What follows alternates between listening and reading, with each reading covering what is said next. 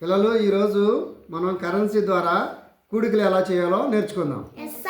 Okay, ఇక్కడ 4 5 45 3 4 34ని మనం ఎలా కలపాలో చూద్దాం. ఇక్కడ ఒకటి స్థానంలో ఎంత ఉంది? 5 1 చేద్దామా? 1 2 3 4 5. కింద ఇంకెంత ఉంది ఒకటి స్థానంలో? 1 2 3 4. ఇప్పుడు మొత్తం ఒకటి ఎన్ని ఉన్నాయి లెక్క పెడదామా? 1 2 3 4 5 6 7 8 9. 9 వచ్చింది అనమాట. అంటే ఇక్కడ మనం 9 వేసుకోవాలన్నమాట. ఓకేనా? తర్వాత ఇప్పుడు 10 స్థానంకి వెళ్దాం. 10 స్థానం చూడండి. 10 స్థానంలో ఎంత ఉంది? మొదటగా 1 2 3 4. కింద ఎంత ఉంది?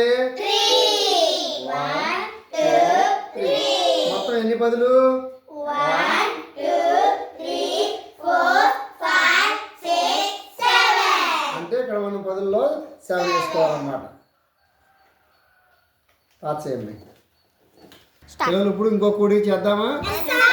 ఓకే, ఇక్కడ 5 6 56 6 7 67ని మనం కూడిక ద్వారా కరెన్సీ ద్వారా నోట్ల ద్వారా ఎలా చేయాలో చూద్దాం. ఇక్కడ వన్స్ ప్లేస్లో ఎన్ని ఉన్నాయి? 1 2 3 4 5 6. ఇక్కడ వన్స్ ప్లేస్ ఎంత ఉంది?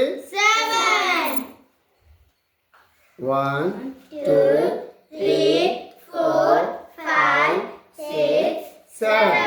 మొత్తం ఎన్ని 7లు అయినాయి? ఎన్ని 1లు అయినాయి? 1 2 3 4 5 6 7 8 9 10 11 12 13. ఓకే, 13 వన్స్ అయినాయి కదా. 13 వన్స్ అంటే మనం ఈ ప్లేస్లో 13 వేసుకోలేము కదా.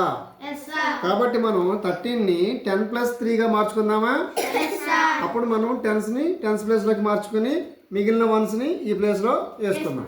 1 2 3 4 5 6 7 8 9 10. ఈ 10 బదులు మనం 10 తీసుకుందాం. 10 తీసుకుని ఇక్కడ పెట్టుకుందాం. ఓకేనా? ఈ 10 బదులు ఇంకెన్ని మిగిలి మన దగ్గర? 3 మిగిలినాయి కాబట్టి ఇక్కడ 3 వేసుకుందాం. ఓకేనా? ఇప్పుడు మన దగ్గర ఇక్కడ ఎన్ని 10లు ఉన్నాయి? 5 10s ఉన్నాయి. 1 2 3 4 5. ఇక్కడ కింద ఎన్ని 10లు ఉన్నాయి? 1 2 3 4 5 6. మొత్తం ఎన్ని 10లు అయినాయి చూడండి? 1 2 3 4 5 6 7 8 9 10 11 12. 12 10s అయినాయి కాబట్టి మనం ఇక్కడ 12 అని వేసుకోవాలన్నమాట.